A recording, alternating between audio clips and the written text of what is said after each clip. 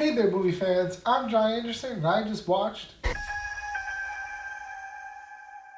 Ghost in the Shell is an American remake based on the 1995 anime of the same name. And I was a little hesitant going into this film because we all know how good Hollywood is at adapting manga.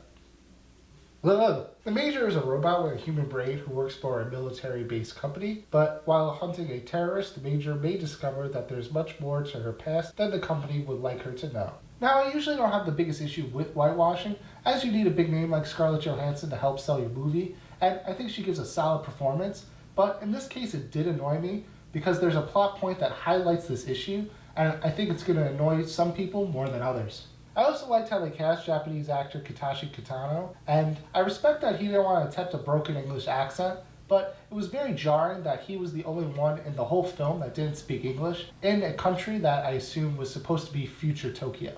The rest of the cast as a whole is sufficient, with Michael Pitt trying his damnedest to make his character shine, but I think the biggest issue I have with the characters is it takes a very long time for us to get invested in them.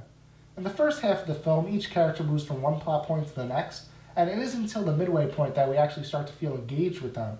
But in the film's defense, once we hit that midway point, it really starts to pick up, and it's because we learn more about these characters. Rupert Sanders, who previously directed Snow White and the Huntsman, creates a very striking film at times, but the CGI and holographic imagery can get a little exhaustive. However, I did like how the city looks like Blade Runner on steroids, and it's easy to see how the original story influenced the Wachowskis with all the relations to The Matrix.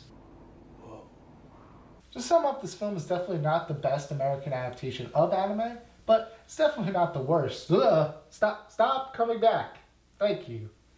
But despite these glaring issues with the adaptation, I think the core elements of the story and stunning visuals help carry the film. And that's why for me, Ghost in the Shell is just a good movie. So those are my thoughts on Ghost in the Shell. Do you agree, disagree? Let me know down in the comments below. And be sure to click right here to see my review of Season 1 of Iron Fist. And click over here to see my reviews from last week on Life and Power Rangers. Also, be sure to subscribe if you haven't already, and check out my social media links down in the description below. Until next time, don't forget to watch the movies.